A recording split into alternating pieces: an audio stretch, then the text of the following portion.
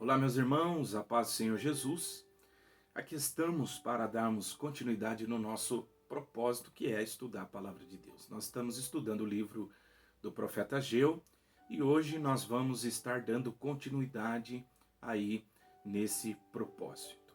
Nós já falamos aí a respeito dos personagens que nós encontramos nesse capítulo, né?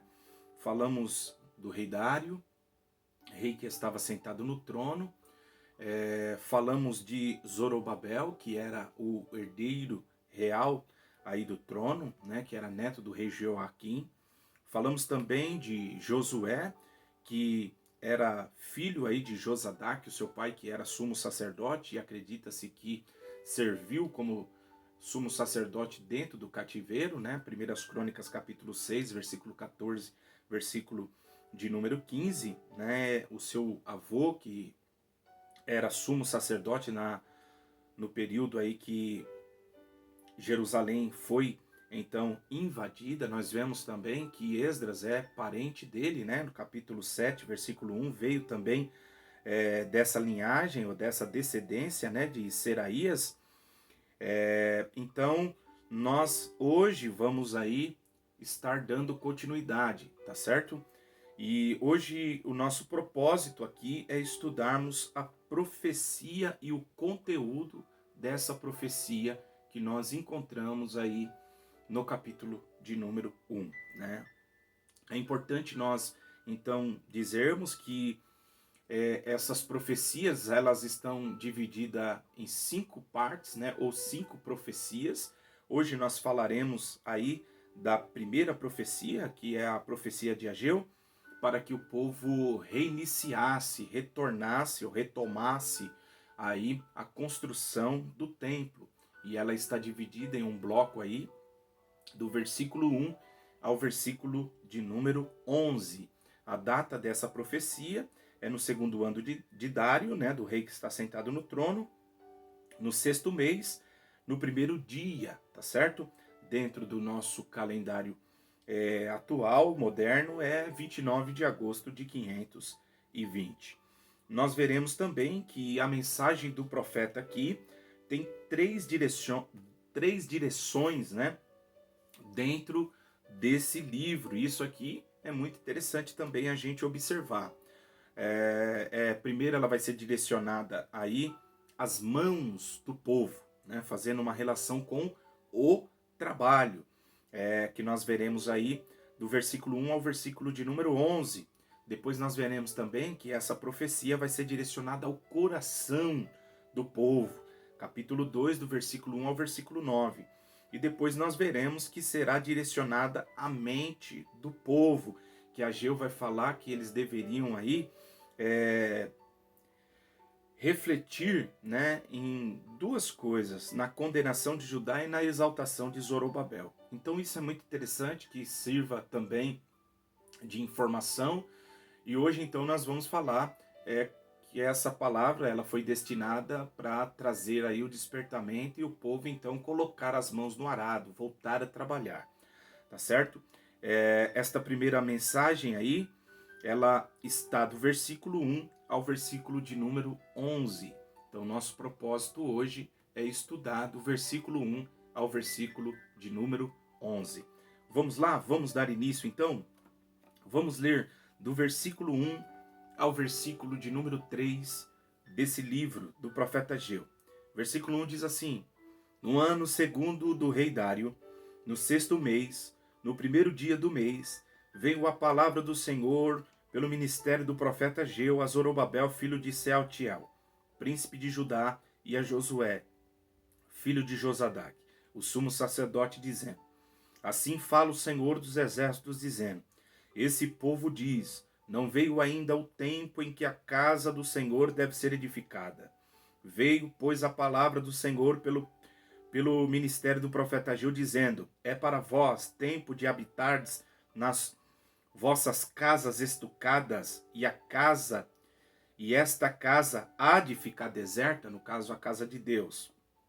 Nós vamos observar aqui, dentro desses versículos, que essa profecia do profeta Ageu, ela vai começar com uma repreensão da parte de Deus.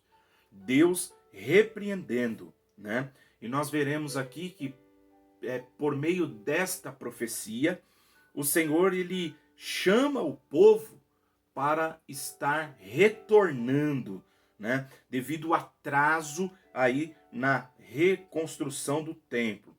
Enquanto nós veremos que o povo está vivendo em casas luxuosas, a casa do Senhor está abandonada, a casa do Senhor está de lado, deixado de lado. Nós já explicamos a importância do templo dentro da teologia dos hebreus e explicamos que não era simplesmente ali uma construção, tá certo? Mas havia todo um significado, um simbolismo por detrás daquele templo que trazia uma representação até mesmo do relacionamento do povo com o seu Deus, tá certo?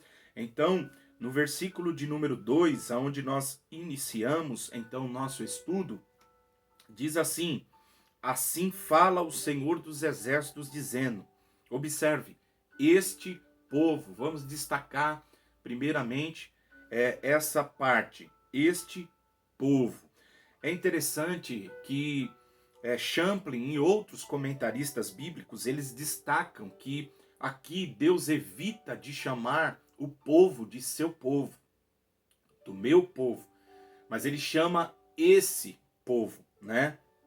E isso é devido, então, eles terem se distanciado desse fogo sagrado, desse fogo divino, né? E se tornaram aí pessoas frias, pessoas inclinadas para o materialismo, né? E eles então não se comportavam conforme o povo de Deus deveria se comportar relacionado, né, à casa de Deus, relacionado à sua vida espiritual.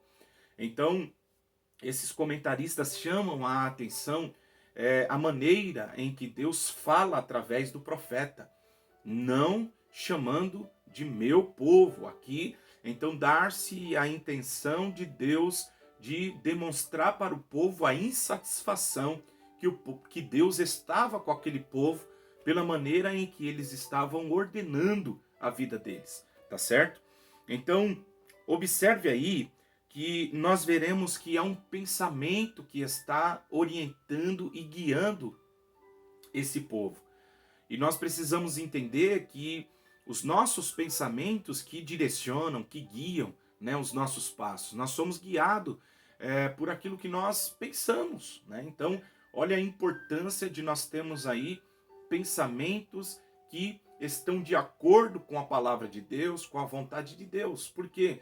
Porque nós veremos que mediante, então, os nossos pensamentos, é Ele que vai orientar a nossa palavra, né? E qual era o pensamento desse povo?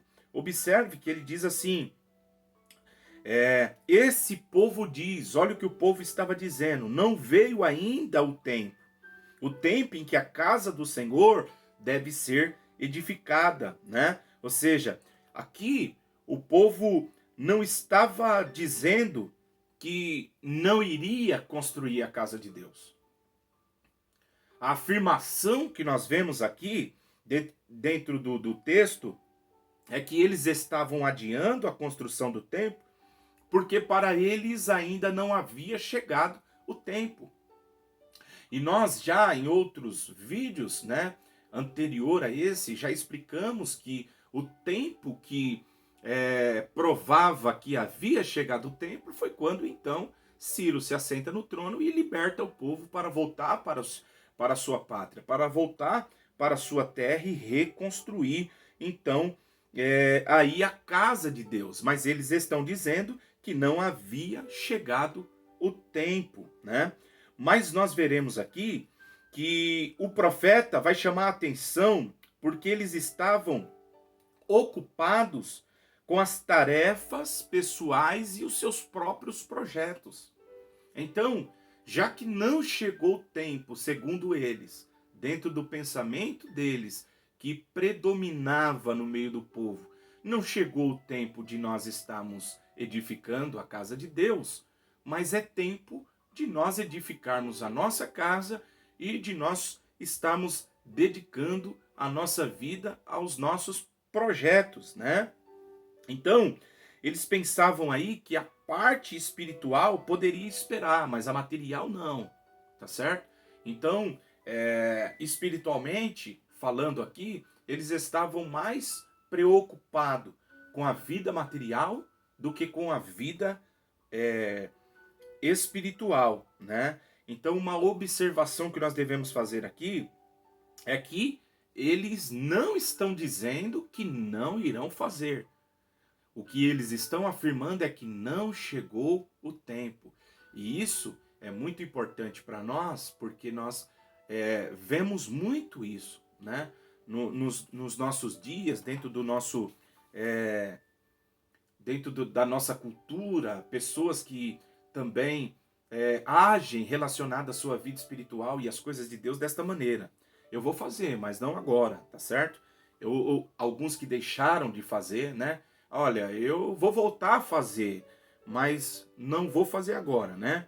E essas coisas vão ficando para trás e vão deixando de ser feita, tá certo? Né? Então, o que acontece? Esse, infelizmente, também tem sido o pensamento de muitos nos nossos dias, não é verdade? Ou seja, eu vou dar mais atenção aí às coisas de Deus quando eu tiver mais tempo. Agora eu não tenho tempo, a minha vida é muito corrida, eu tenho muitos afazeres, eu tenho que cuidar de muita coisa, e não que nós estamos falando que nós não devemos fazer, mas nós vamos entender dentro desse capítulo a importância de nós sabermos priorizar a Deus, que quando Deus não está na nossa vida, no lugar certo, no centro, nós colocamos outras prioridades. Isso é muito perigoso, né? Porque então nós iremos viver em volta dessa prioridade, porque dentro do nosso pensamento não chegou o tempo, não é a hora. Então, o que a gente faz? A gente se entrega a outras coisas. E aquilo que muitas das vezes nós iniciamos, começamos a fazer dentro da obra de Deus, nós acabamos deixando de lado, porque o sentimento, né, que governa a nossa vida é que não chegou o tempo, mas ainda vai chegar, e aí eu vou poder orar, eu vou poder mais dedicar mais à leitura bíblica, ao estudo da palavra de Deus, mas agora não dá tempo. Agora nós temos que fazer outra coisa, nós temos que estruturar a nossa vida, nós temos que estruturar a nossa família, e então depois nós vamos nos dedicar aí. E aí nós vamos ver que, infelizmente, né, muitos acabam deixando aí os projetos de Deus e acabam se envolvendo nos seus próprios projetos, né? Mateus Henry, ele diz algo interessante, que é mais ou menos assim, ó: muitas obras são idealizadas, e é verdade, né? Mas não tem sido feita porque os homens supõem não ser o tempo apropriado. Assim, os crentes deixam passar oportunidade de serem úteis, e os pecadores retardam os benefícios, as palavras,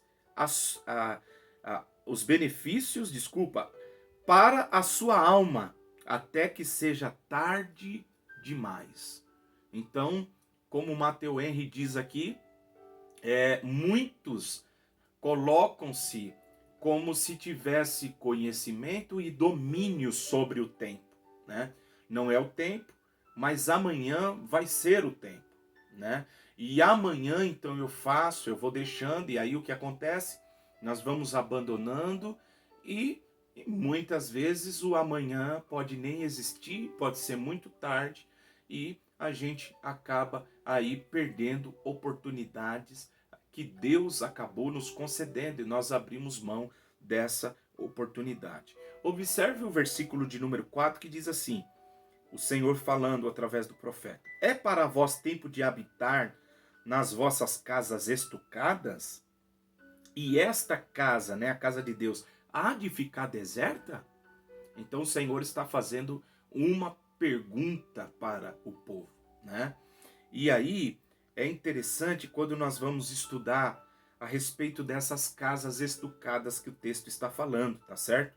Então, o povo aqui, edificava suas casas bem adornadas. E diz aí que eram com painéis de madeira. A NVI diz que essas casas tinham fino acabamento, né? E esse termo, segundo aí o comentarista John Walter, ele diz assim, ó, que esse significado de casas de fino acabamento significava as coberturas com telhas e com painéis, né? O que traz ali a ideia, segundo o comentarista, de que essas casas não estavam em construção, mas já haviam terminado plenamente, já estavam mobiliadas, enquanto o templo permanecia em ruínas e em escombro. O novo comentário da Bíblia, né, Edições Vida Nova, falando a respeito de casas estucadas, diz assim: eram casas confortáveis e belamente adornada com madeira. Visto que a madeira era rara em Judá, casas estucadas eram um sinal de luxo e de grande investimento, ou de gastos. Então, observe aí que Deus atentou para a casa, né, do povo e fez aí uma contrapartida com a sua casa, o oposto. Enquanto a casa daqueles que estavam ali em Judá eram casas que já estavam acabadas, casas luxuosas para aqueles dias com grande investimento, a casa de Deus estava em ruína. A casa de Deus, a obra de Deus, ela estava parada. Então, observe aí que no versículo de número 5, o profeta continua falando. E ele diz assim: ora, pois, assim diz o Senhor dos Exércitos, aplicai o vosso coração aos vossos caminhos, né? Isso aqui é interessante dentro da psicologia dos hebreus, por quê? Porque o coração aqui significa o pensamento, significa as intenções. E aí o que Deus está chamando eles a considerar o momento que eles estão vivendo, ou seja, que eles viessem observar o contexto, que eles viessem aí observar os fatos, e eles iriam ver que todo o esforço que eles haviam aqui direcionado em busca da prosperidade tinha fracassado. Que todo o esforço que eles estavam gastando, né, em construir belas casas, em plantar muito, em fazer, né, o propósito deles primordial, agora era a vida material deles, está sendo em vão. E Deus chama eles a considerar, olhe ao redor, olhe e veja se verdadeiramente está valendo a pena. Considere aquilo que está acontecendo ao redor. O Champlin, em seu comentário, diz que o lema desse povo aqui era: serve o teu próprio eu e deixe Deus esperar. Olha só. Então, era a conversa, o lema desse povo era: vamos nos dedicar aos nossos projetos, vamos nos dedicar às nossas casas, porque Deus pode esperar. As coisas de Deus, a casa de Deus, a obra de Deus, a nossa vida espiritual, ela pode esperar. É interessante nós falarmos do templo, e já explicamos que é um tipo de Jesus Cristo, mas no Novo Testamento também é um tipo do corpo do cristão. Porque hoje nós somos o santuário do Espírito Santo. Hoje nós somos o templo do Espírito Santo. O Espírito Santo de Deus habita na nossa vida. Então nós podemos aplicar isso também à vida espiritual do cristão. Enquanto o templo onde o Espírito Santo habita está esquecido, as pessoas estão apenas alimentando a sua carne. E nós sabemos que nessa batalha entre a carne e o Espírito vai vencer aquela a qual nós priorizamos, aquela a qual nós valorizamos mais. Então, veja que aplicando isso na nossa vida, isso traz para a vida espiritual do cristão. Pare um pouquinho para você pensar, porque Às vezes nós estamos tão envolvida, né, com a nossa vida, com os afazeres, que às vezes espiritualmente nós estamos aí apáticos, estamos frios e até mesmo mornos, né?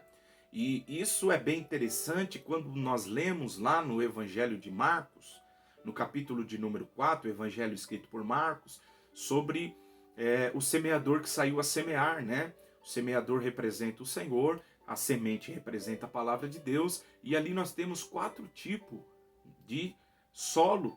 E dentre um desses 4 tipos, nós vamos ver que ali há um que recebeu, mas foi sufocada a semente. E o que sufocou vai dizer que foram os cuidados desta vida, né? Então o que acontece? Não que seja pecado, mas que acaba se tornando prioridade na vida da pessoa.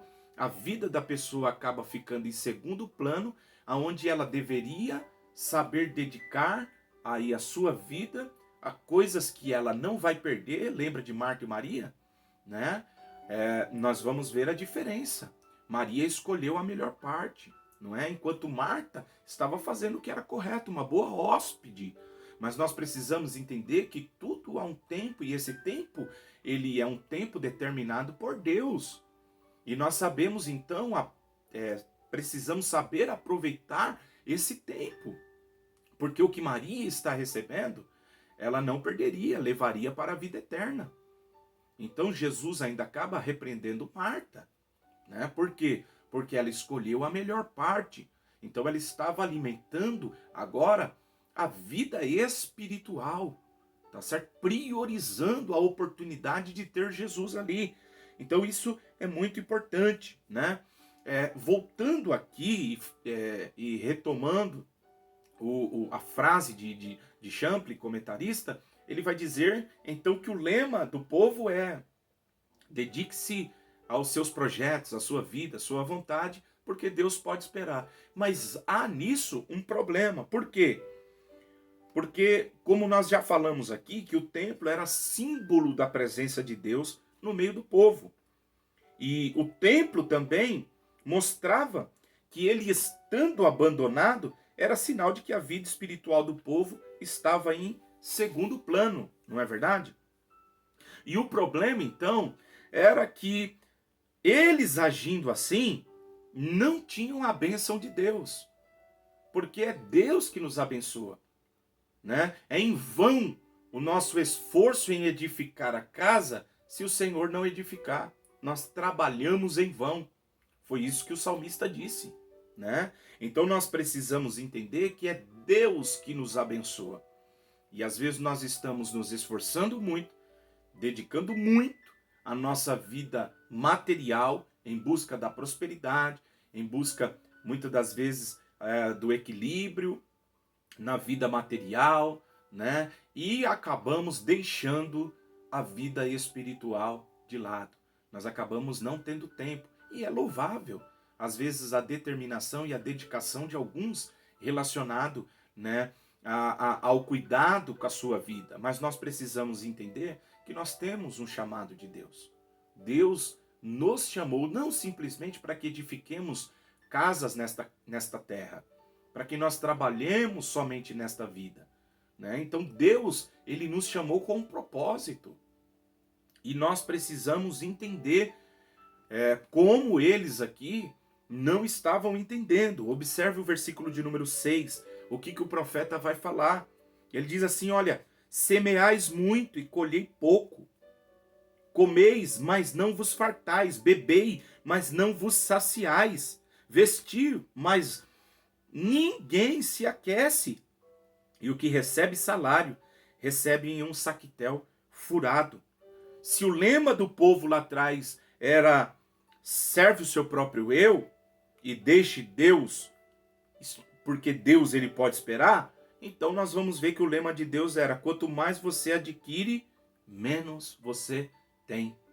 Quanto mais nós vamos ver que ele semeava, menos eles colhiam.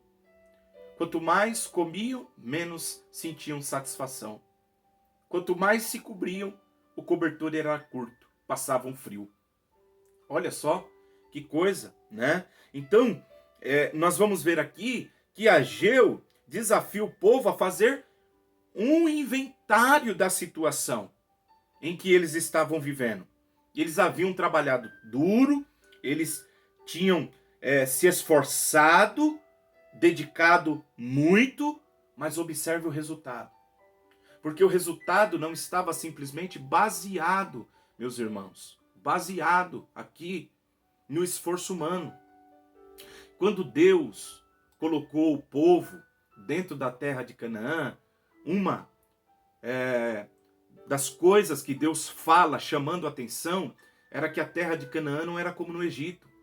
Porque lá no Egito, a Bíblia diz que as irrigações, né, a engenharia que tinha naqueles dias ali, era uma engenharia humana, que tinha a capacidade de, no tempo da seca, trazer água e drenar e trazer e cobrir sobre todo o Egito. Ali falava da capacidade do homem de prover, né, da dependência do homem na sua própria força, no seu próprio esforço. Porém, aqui nós vamos ver que na terra de Canaã é diferente, porque na terra de Canaã eles dependem de Deus, das chuvas que Deus enviava, chuva temporã, chuva seródia. Então Deus disse para eles que a terra de Canaã era diferente da terra do Egito, terra em que eles semeavam e eles saíam regando. Na terra de Canaã é diferente, é dependência de Deus. Então aqui nós vamos ver que eles se esforçam muito, mas colhem pouco. E aí o versículo 9 e 10, acompanhe por favor, diz assim, ó: olhaste para muito, mas alcançaste pouco. Então aqui fala de projetar. Eles projetaram muito. Olha, esse ano a colheita vai ser tanto. Tantas sacas nós teremos. Teremos aí uma baita de uma colheita. Só que quando chegava o momento, a expectativa era frustrada. Porque aquilo que eles haviam esperado não acontece. Aí ele diz assim, ó: e esse pouco, preste atenção nisso. Quando trouxeste para a casa deles, eu soprei.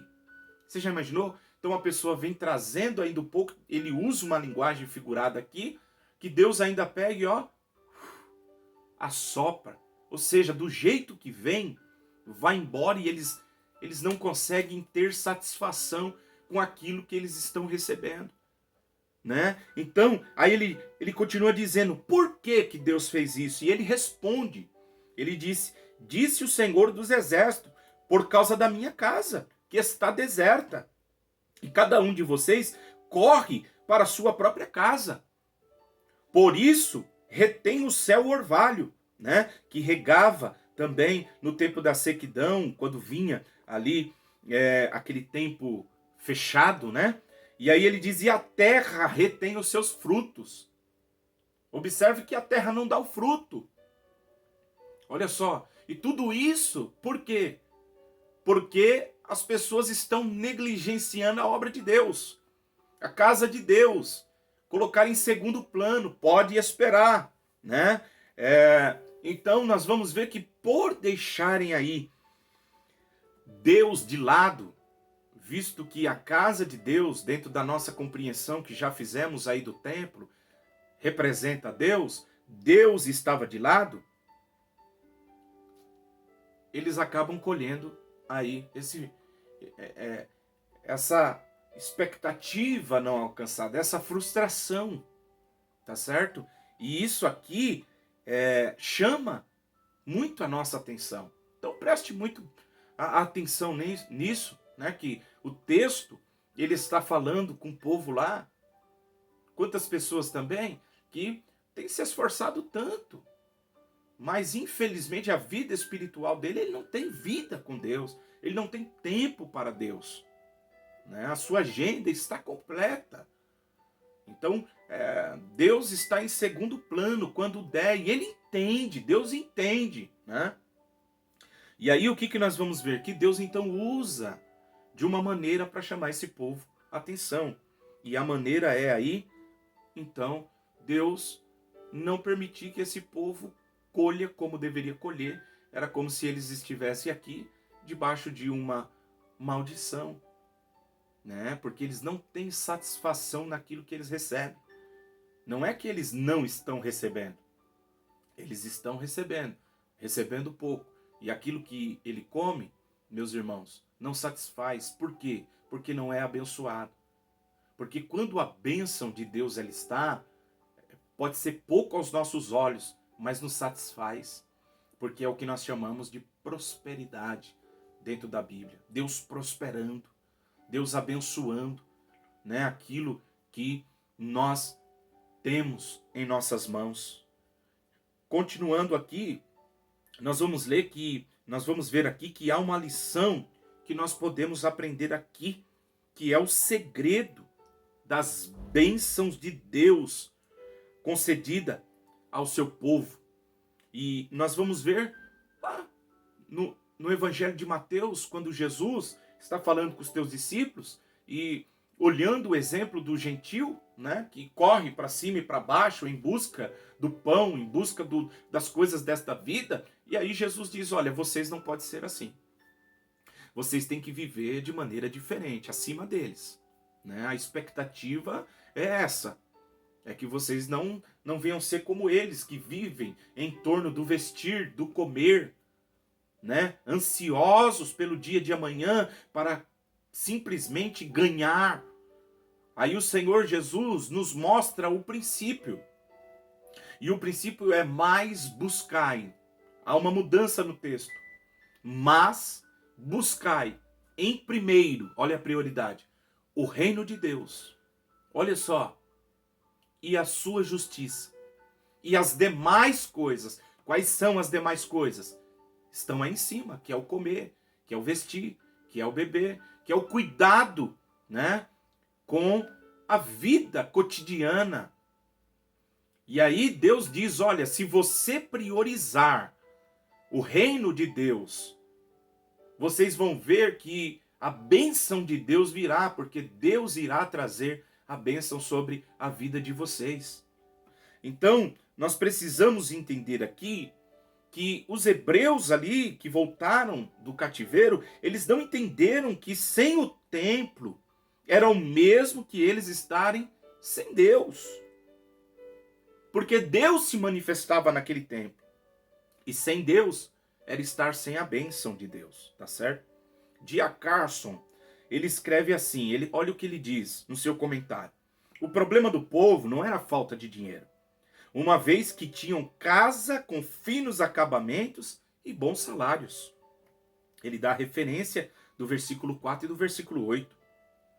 E aí ele diz o problema. A questão era que o seu dinheiro rapidamente perdiam o valor.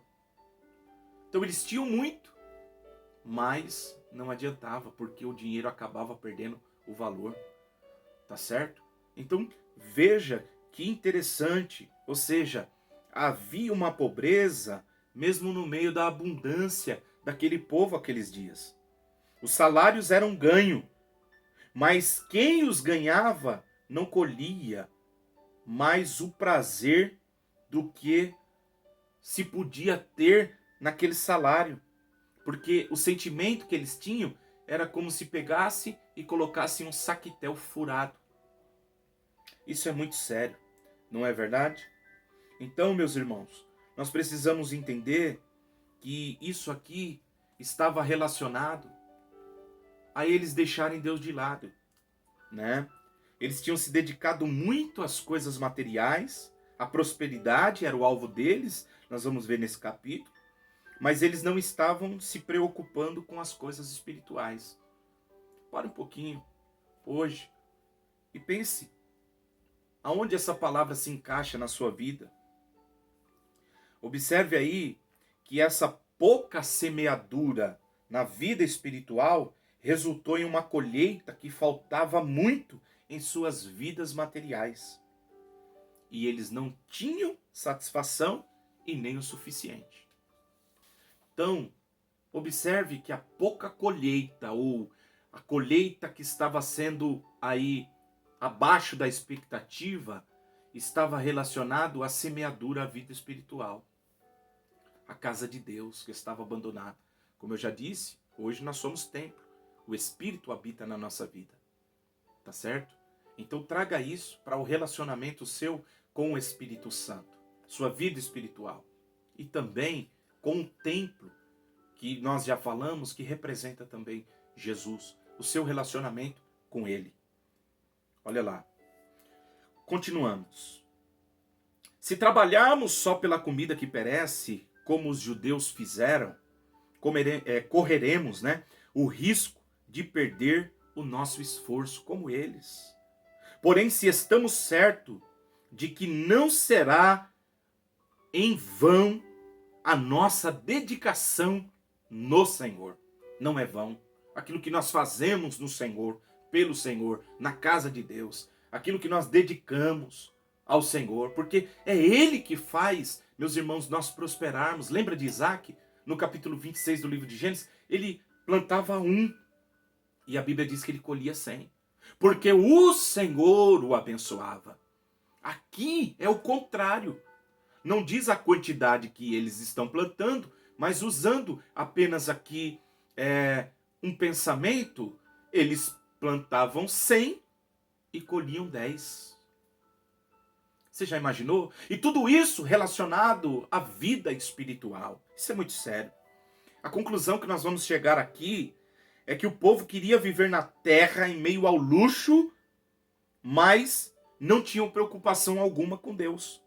Agora eu pergunto para você, por que Ciro libertou eles para voltar, deixou eles voltarem para a sua pátria? Para que era?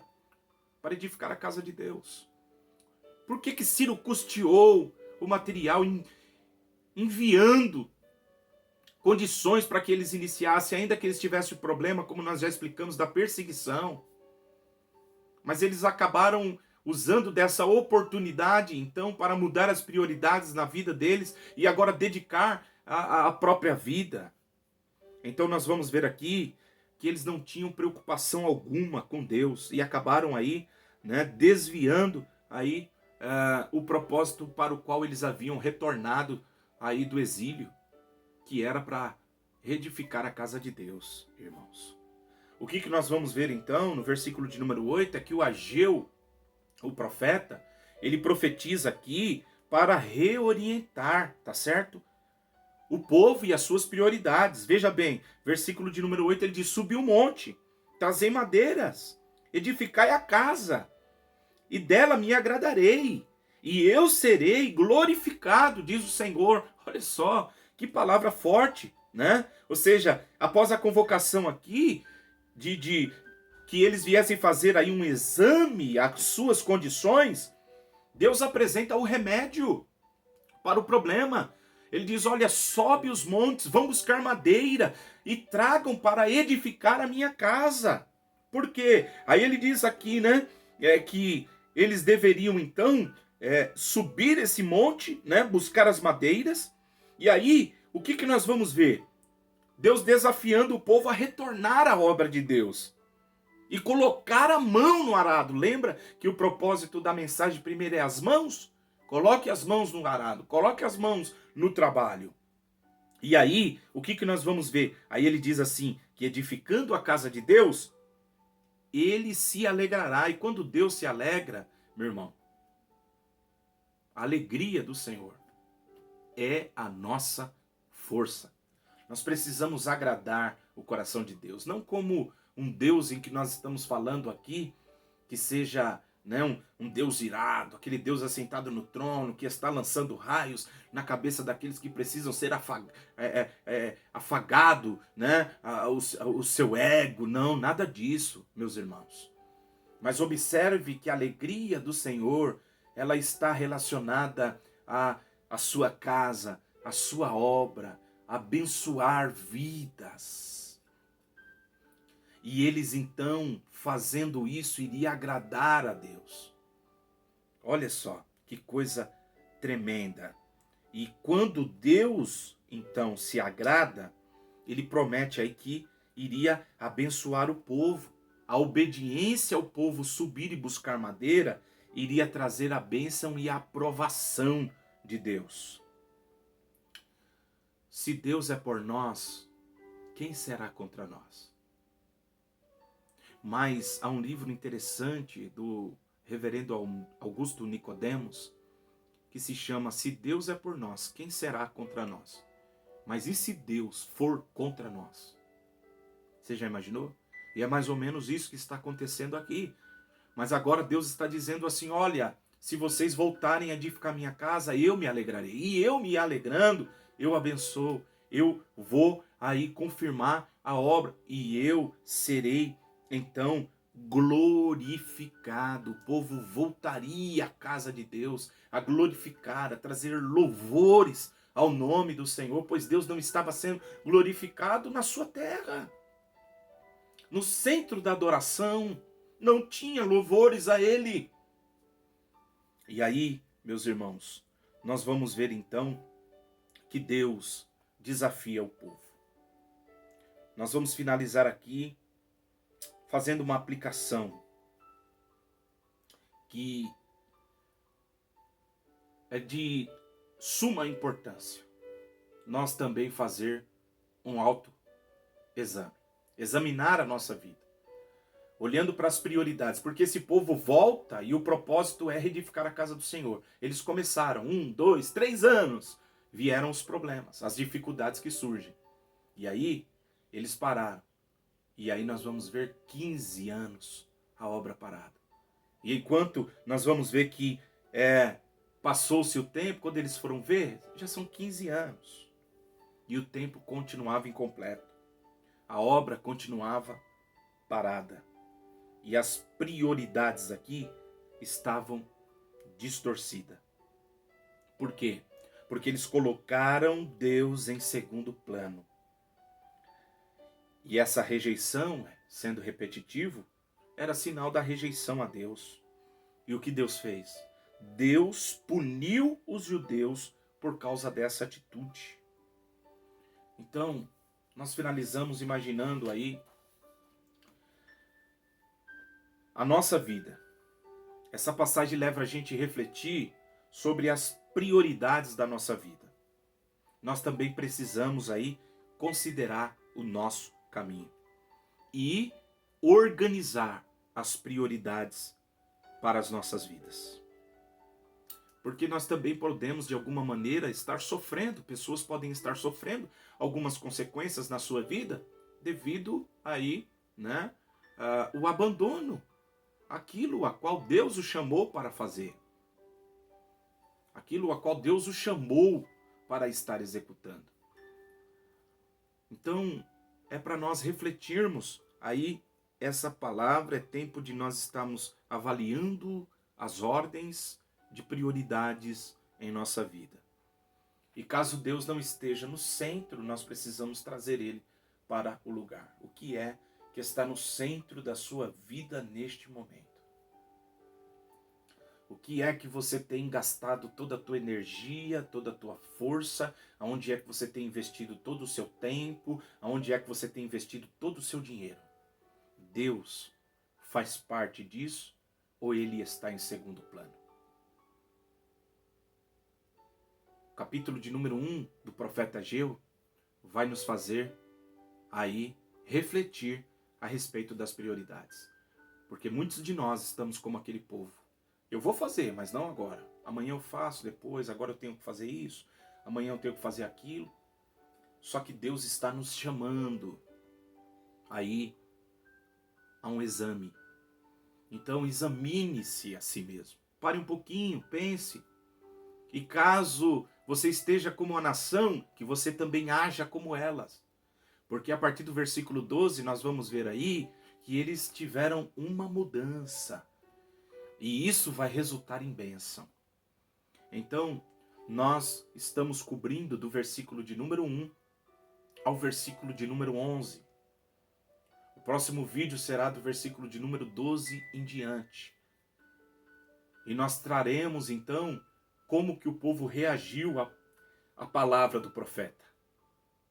A palavra de Deus através do profeta. Que essa palavra também que nós estamos estudando através aqui desse vídeo, se porventura encontrar alguém que acabou deixando que outras prioridades tomassem o lugar de Deus em sua vida, saiba que esta é a oportunidade de nós sabermos colocar as coisas no seu devido lugar. Não permita que coisas tomem lugar de Deus em sua vida. Não permita isso. Que nós possamos saber lidar sem perder a comunhão, a relação com Deus, com a sua obra e com a sua casa. Pense nisso. Que Deus abençoe. Até o próximo vídeo, que esse é o nosso desejo. Se for o desejo de Deus, nós também continuaremos falando a partir do versículo 12. Que Deus abençoe. Até o próximo, em nome de Jesus.